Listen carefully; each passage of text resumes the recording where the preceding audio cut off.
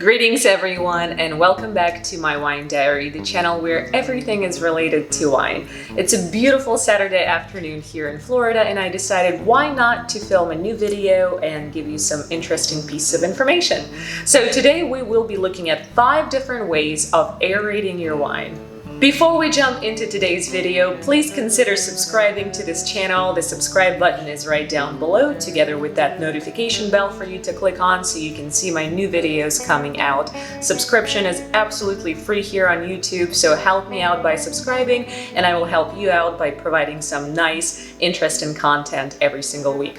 Prior to looking at 5 different ways of aerating our wine, let's dissect the idea behind aerating to start with. So as the word air is already in the word aerating, although it's spelled a little bit differently, you can kind of get an idea that aerating has to do with bringing air in our wine or bringing oxygen into our wine. Now, what does that actually do to the said wine for us? Well, bringing oxygen into wine first of all allows us to get more aroma from the glass. It allows us to smell things that we may not smell if we just open the wine and pour it into the glass and drink it immediately. So the aromas open up, as well as the flavors of the wine as well. So the process of bringing oxygen into wine really does wonders to all sorts of wines. There is a common belief that only red wine should be aerated. I personally believe that every wine deserves some aeration or aerating to it. So I aerate my white wine, I aerate my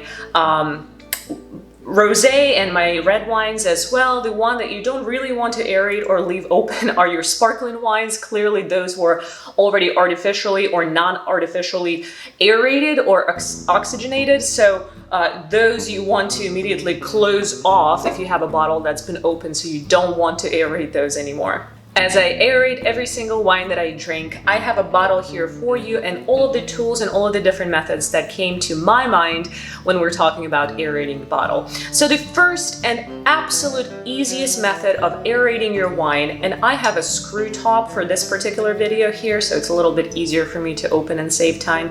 But the absolute number one easiest way to aerate your wine is to open your wine, whether it's a corked wine or the screw top here.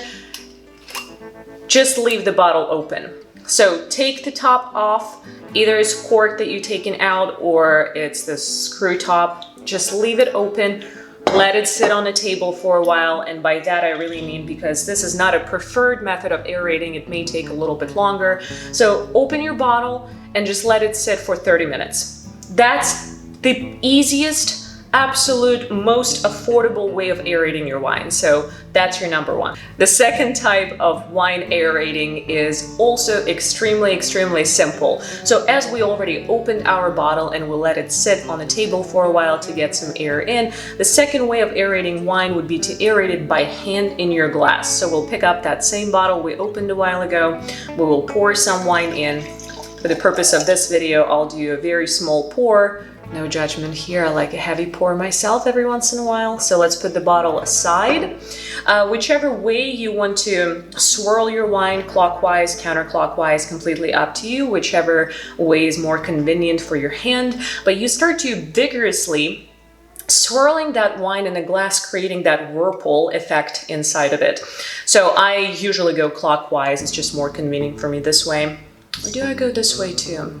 I guess I do. I guess I'm a multitasker. I can go either way here. So holding the glass is one of the ways of aerating the wine in your glass. The second type of aerating the glass of wine would be to put it on the table, and I will have a close-up for you right now so you can take a look at that.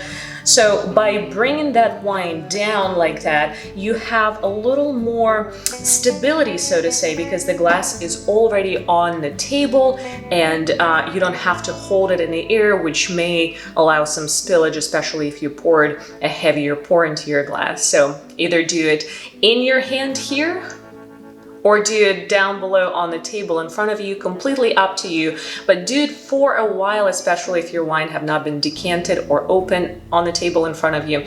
So do this for a while, give it a good sniff, and cheers. The third way of aerating the wine is probably one of the most convenient ones for people who are drinking wine at home and they have a few gadgets here and there around the house. So that is an actual aerator way. I have two different aerators here in front of me. One is one of my favorite ones. This is a Haley's corker, and this one is just this beautiful, elegant looking aerator that I got off on Amazon. Actually, both of these are from Amazon. I will have links down below. They're very inexpensive. Haley's corker comes in a pack of two a lot of times, so if you lose one, you always have the second one. And this one serves as an aerator clearly, and it also serves as a bottle stopper after the fact if you haven't finished your wine. So this one is a little bulkier, but it does wonders too. I love the way that wine comes out of this one. I feel like it aerates it really, really well. Links will be down below. Don't forget that I have a special video about 5 most used or most important wine gadgets. I will try to link it right here too. Maybe I'll just do a banner so you can click on it and watch that one as well.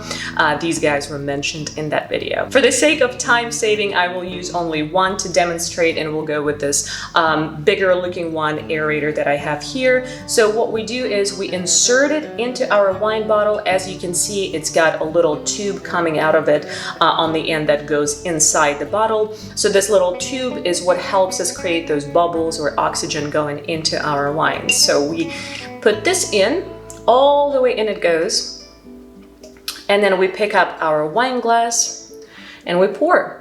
So you will immediately notice, and I hope you can hear me well, how the pour comes out a little bit slower with an aerator. So unlike just having an open bottleneck here and pouring out of the bottle when the stream of wine would be much thicker and faster, aerator slows it down because it takes its time to collect that air in that little tube that goes inside. And by the time our wine is in a glass, you can see how it has bubbles in it.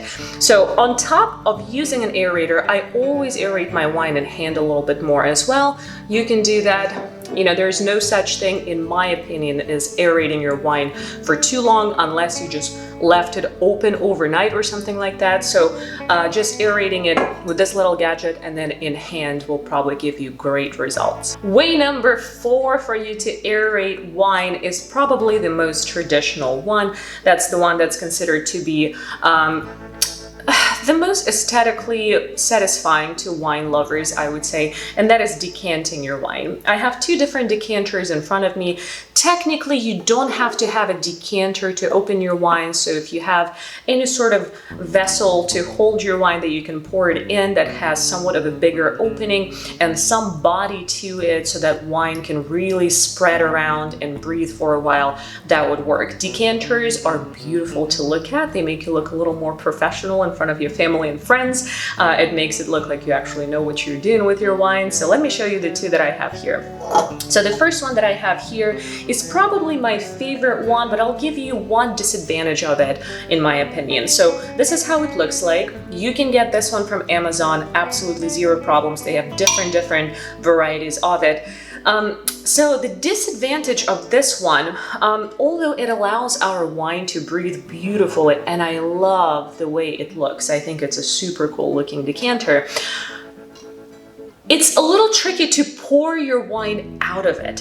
So don't really know how to explain it because I don't want to pour a whole bottle of wine into it, but if you hold your glass and you pour wine out of it, especially once you have less amount of wine left in this decanter, you tend to overly tip it because the opening here is so much more narrow than the actual base of it.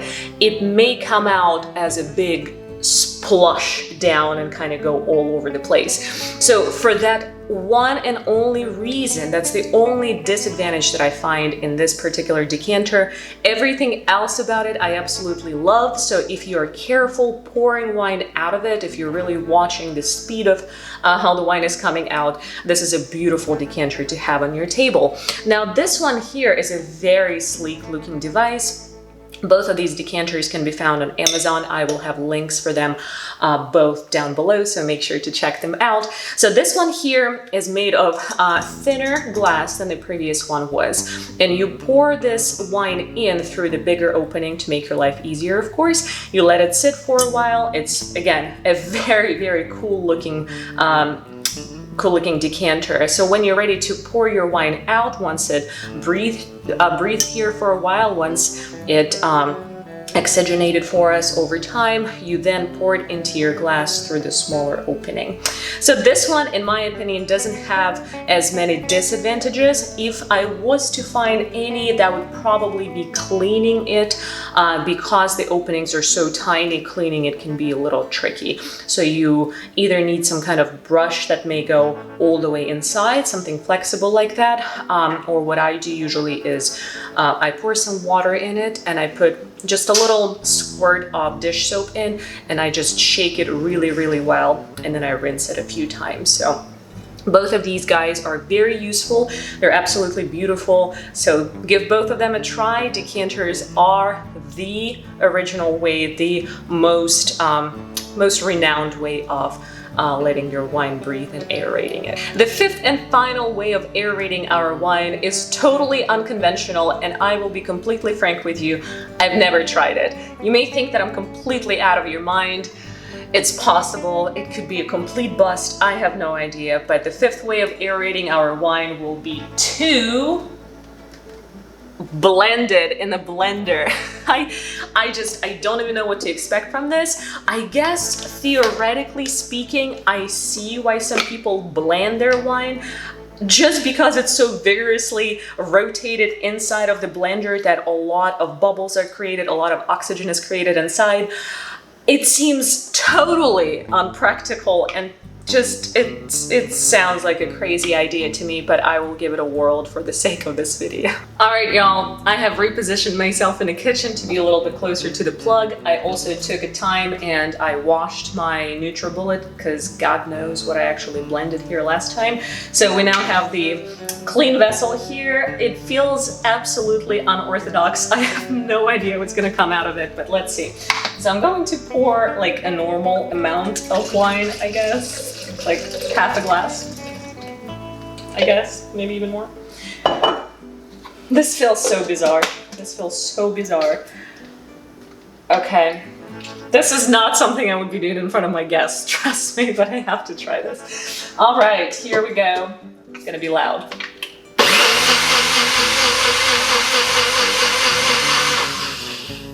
I feel like I'm making a wine smoothie. Okay, it looks overly aerated, and I only did this for, what, 4 seconds, maybe less?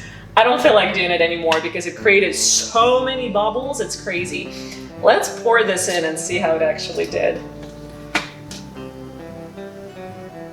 Wow. I had this like wine mist coming out of this. This is very bizarre. Okay, all right, let's pour it in. I tried to smell it already from the blender just to see how it smells.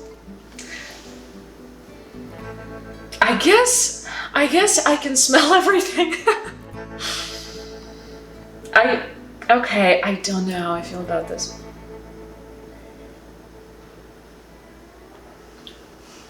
It tastes pretty good. I can't say I see any difference from the regular ways of aerating the glass of wine, so this is extremely bizarre, and I probably wouldn't recommend you to do that unless you're desperate and you really want to decant your wine real quick. Technically speaking, what is the volume of this thing? It doesn't say, but I actually bet you would probably fit the whole bottle, or most of it. So yeah, this is very strange. I don't think I'll be doing it again, but here we go. You get your way number 5 of aerating the wine. And this is it, you guys. These are our 5 ways of aerating the wine. Please let me know down in the comments below if you know any other ways of aerating your wine and letting it breathe. I would love to learn something from you as well. If you use any of these ways of aerating the wine or any of these methods, let me know in the comments down below as well. Very curious to see what's your favorite way of aerating it. If you know any other cool devices or tools in order for you to aerate the wine, again, let me know in those comments down below. Very curious to learn more from you. And check out my other videos as well. Make sure to subscribe to this channel. Every subscription truly makes my day, as well as every like to this video as well. So thank you all so much for joining me today. Until next time, cheers.